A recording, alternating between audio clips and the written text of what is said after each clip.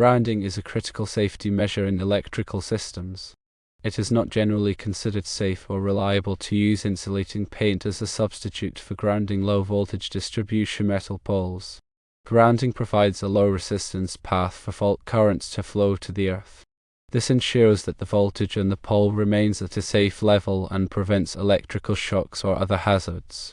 Insulating paint, on the other hand, is designed to provide electrical insulation, not conductivity. While it may increase the resistance of the pole to some extent, it cannot provide a reliable grounding path for fault currents. In the event of a fault, ungrounded poles can become energized, posing a significant safety risk. The high voltage can cause electrical arcs, sparking, or even electrocution. Proper grounding of low-voltage distribution metal poles is essential to ensure the safety of the electrical system and the public. It involves installing grounding rods or other suitable grounding electrodes and connecting them to the metal poles using a conductive wire. Using insulating paint as a substitute for grounding is not recommended and may compromise the safety and effectiveness of the electrical system. Grounding is a fundamental aspect of electrical safety. It involves creating a direct electrical connection to the earth, which serves as a reference point for voltage and provides a path for fault currents to flow safely away. The primary purpose of grounding is to minimize the risk of electric shock and prevent damage to equipment in the event of an electrical fault. Several methods and techniques are used to achieve effective grounding. Firstly, grounding electrodes are conductive objects buried in the earth to establish a connection with the ground. These electrodes can take various forms, including ground rods, ground plates, and underground metallic water pipes. Secondly, grounding conductors are wires or cables that connect electrical equipment and systems to the grounding electrode. These conductors must be sized appropriately to handle the expected fault currents and provide a low impedance path for current flow. Thirdly, bonding is the process of connecting non-current carrying metal parts of electrical equipment and systems to create a continuous electrical path to ground. Bonding helps to equalize the voltage potential between different metal parts, reducing the risk of electric shock. Fourthly, ground fault circuit interrupters, abbreviated as GFCIs, are devices that monitor the current flowing through a circuit and quickly disconnect power if a ground fault is detected. GFCIs are commonly used in areas where there is a high risk of electric shock, such as bathrooms and kitchens. Fifthly, surge protection devices, abbreviated as SPD, are used to protect electrical equipment from voltage surges caused by lightning strikes or other transient events. SPD divert the surge current to ground, preventing it from damaging sensitive equipment. Grounding is a critical safety measure that protects people and property from electrical hazards. It is essential to ensure that electrical systems are properly grounded in accordance with applicable codes and standards. Insulating paint is designed to provide electrical insulation, which means it resists the flow of electric current. It is typically made of materials with high dielectric strength, such as epoxy resins, polyurethane, or acrylics. These materials have a high resistance to the passage of electricity, making them effective at preventing current leakage and electrical shock. The primary purpose of insulating paint is to protect electrical equipment and components from short circuits, ground faults, and other electrical hazards. By creating a barrier between conductive surfaces and the surrounding environment, insulating paint helps to prevent accidental contact and electrical arcing. Insulating paint is commonly used in a variety of applications, including coating electrical wires and cables, insulating motor windings, and protecting electronic circuit boards. It is also used to insulate metal surfaces in electrical enclosures and switchgear. The effectiveness of insulating paint depends on several factors, including the type of paint used, the thickness of the coating, and the surface preparation. It is important to select the appropriate type of insulating paint for the specific application and to apply it according to the manufacturer's instructions. The thickness of the coating should be sufficient to provide adequate insulation, and the surface should be clean and free of contaminants to ensure proper adhesion. While insulating paint can provide a degree of protection against electrical hazards, it is not a substitute for proper grounding. Grounding provides a low-resistance path for fault currents to flow to ground, preventing the buildup of dangerous voltages and minimizing the risk of electric shock. Grounding is an essential safety measure that should be implemented in all electrical systems. Grounding and insulation are two distinct but complementary safety measures in electrical systems. Grounding provides a path for fault currents to flow safely to ground, while insulation prevents current leakage and electrical shock. Both grounding and insulation are necessary to ensure the safety and reliability of electrical systems. The National Electrical Code, abbreviated as NEC, provides comprehensive requirements for grounding and bonding electrical systems. Article 250 of the NEC covers the general requirements for grounding and bonding, including the types of grounding electrodes, the size of grounding conductors, and the methods for bonding metal parts. The NEC also includes specific requirements for grounding different types of equipment and systems, such as generators, transformers, and electrical panels. Compliance with the NEC is essential to ensure the safety and proper functioning of electrical systems. Grounding is a critical safety measure in electrical systems that provides a low resistance path for fault currents to flow to the earth, ensuring that the voltage on equipment remains at a safe level and preventing electrical shocks. Insulating paint is designed to provide electrical insulation, not conductivity, and cannot provide a reliable grounding path for fault currents. Using insulating paint as a substitute for grounding is not recommended and may compromise the safety and effectiveness of the electrical system. Proper grounding of electrical equipment and systems is essential to ensure the safety of people and property. In any electrical installation, the grounding system is designed to provide a safe path for fault currents, protecting people and equipment from electrical shock and damage. The grounding electrode system is a critical component of the grounding system as it provides the direct connection to the earth. There are several types of grounding electrodes commonly used in electrical installations. Firstly, ground rods are conductive metal rods driven into the earth to provide a connection to ground. They are typically made of copper or copper-clad steel and are available in various lengths and diameters. Ground rods are a common choice for grounding electrodes in residential and commercial buildings.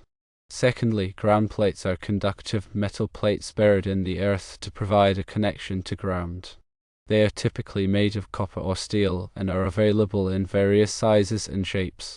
Ground plates are often used in areas where ground rods cannot be driven, such as rocky or paved areas.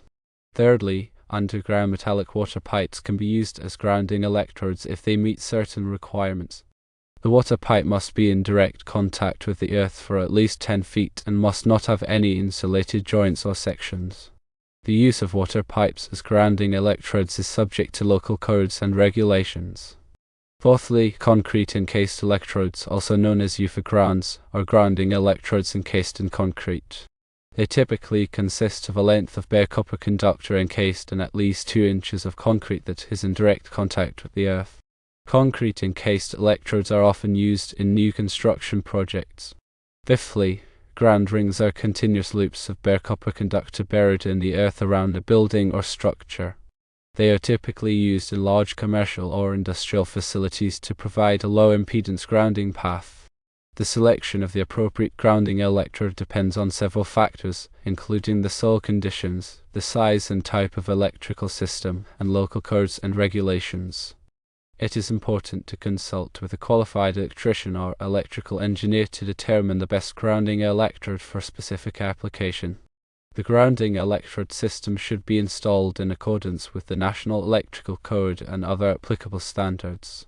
Proper installation and maintenance of the grounding electrode system are essential to ensure its effectiveness in protecting people and equipment from electrical hazards.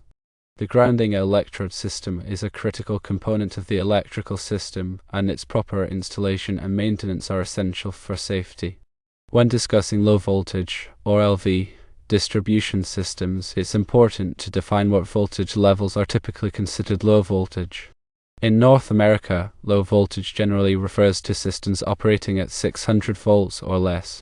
This includes common utilization voltages such as 120 volts, 208 volts, 240 volts, 277 volts, and 480 volts.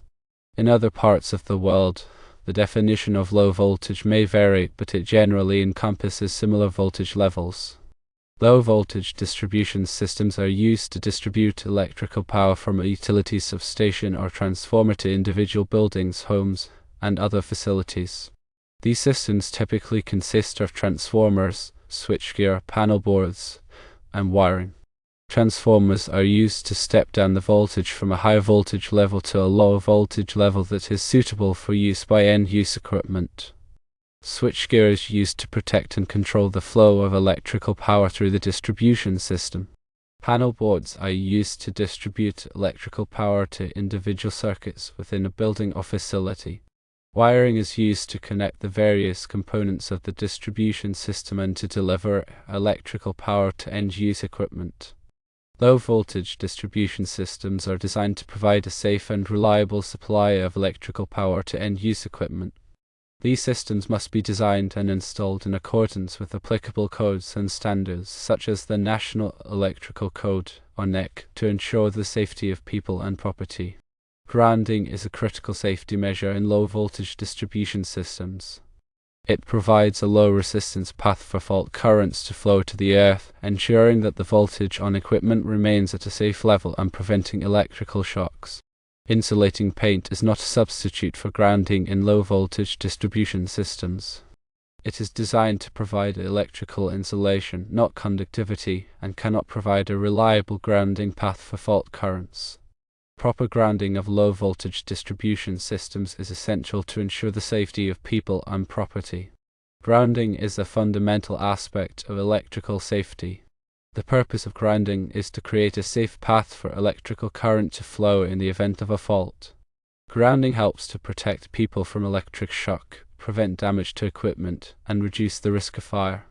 A properly grounded electrical system provides a low impedance path for fault currents to flow back to the source. This allows protective devices, such as circuit breakers and fuses, to quickly interrupt the circuit and prevent a dangerous buildup of voltage. Grounding also helps to stabilize the voltage in an electrical system, reducing the effects of voltage surges and transients. There are several types of grounding systems commonly used in electrical installations. Firstly, equipment grounding connects the non-current carrying metal parts of electrical equipment to ground. This helps to prevent electric shock by providing a path for fault currents to flow back to the source. Secondly, system grounding connects the neutral conductor of an electrical system to ground. This helps to stabilize the voltage in the system and provide a low impedance path for fault currents. Thirdly, grounding electrodes are conductive objects buried in the earth to provide a connection to ground. Grounding electrodes can be ground rods, ground plates, or underground metallic water pipes. Fourthly, bonding is the process of connecting different metal parts of an electrical system together to create a continuous electrical path to ground. Bonding helps to equalize the voltage potential between different metal parts, reducing the risk of electric shock. The National Electrical Code, or NEC, provides detailed requirements for grounding and bonding electrical systems. Compliance with the NEC is essential to ensure the safety and proper functioning of electrical systems. Grounding is a critical safety measure in electrical systems. The intent is to protect people and property from electrical hazards. It is essential to ensure that electrical systems are properly grounded in accordance with applicable codes and standards. Insulating paint is designed to provide electrical insulation, which means it is intended to resist the flow of electric current. Electrical insulation is a critical aspect of electrical safety. It helps to prevent electric shock, short circuits, and other electrical hazards. Insulating materials are used to isolate conductors and other energized parts from contact with people and other objects. There are many different types of insulating materials used in electrical applications. Firstly, polymers are widely used as insulating materials due to their high dielectric strength and flexibility.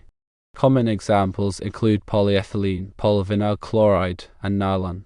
Secondly, ceramics are inorganic, non-metallic materials that offer excellent electrical insulation properties at high temperatures. They are often used in high-voltage applications.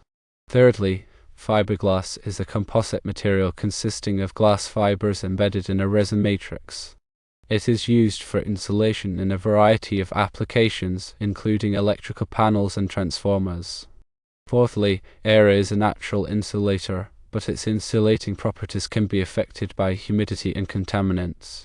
Air gaps are often used to provide insulation between conductors in electrical equipment. Fifthly, oil is used as an insulating and cooling medium in transformers and other high-voltage equipment.